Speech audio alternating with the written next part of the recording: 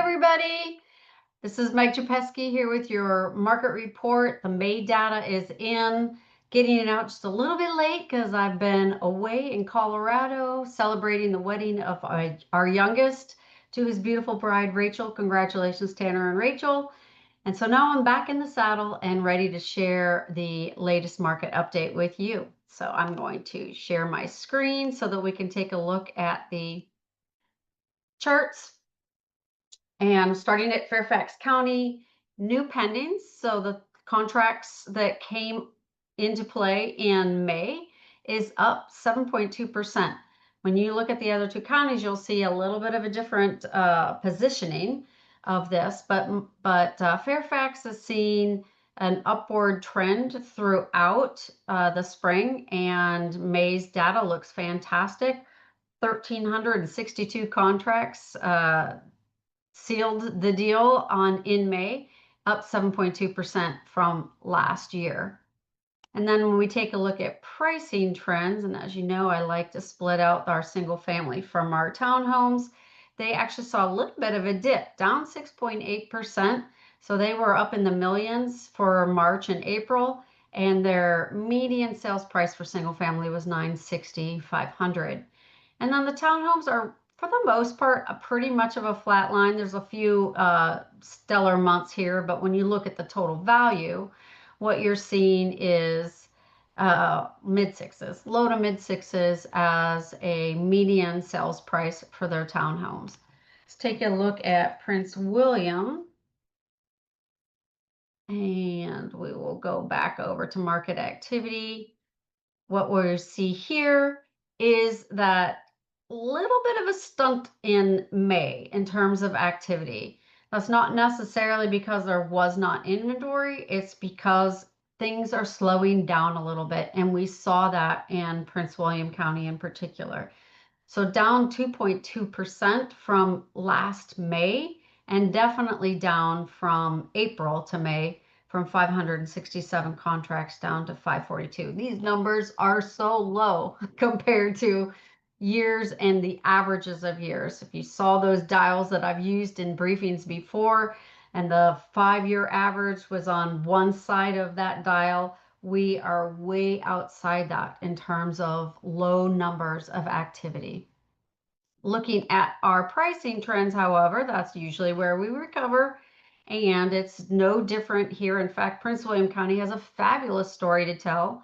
While Fairfax saw a drop, Prince William County's median sales price for single-family home has crested $700,000 at $730,000, and then their townhomes are cresting the $500,000 mark for a median sales price, up 3% on the townhomes, up 5.8, almost 6 in the single-family homes. Great news for equity earning in Prince William County. And then we'll take a look at Stafford, which also has some good news. So let's look at market activity first. What we see here is some solid growth. And yes, even though there was a little bit of a dip from April to May, it's so insignificant. The number of sales total, 235 in April, 229 in May. That's really small numbers, but they're up. Last year, what we saw Stafford trying to reach for where the other two counties were in terms of activity, but affordability is the name of the game now. And Stafford competes very, very well in that category. So that's why you're seeing a 9% growth in May, almost 10% growth in April. And just the fact that it slowed from April to May is kind of the story that we're seeing not just across Northern Virginia, but across the entire country. So what I want to show you now, I'm going to go to Northern Virginia to just be able to summarize this a little faster. I want to look at a chart that is supply and demand. So what we see here is that your typical supply and demand was honestly across Northern Virginia, it's showing a little over a month a year ago, and now almost 2 months this time this year, in May of this year. But if you take a look at each of our individual counties, it does vary.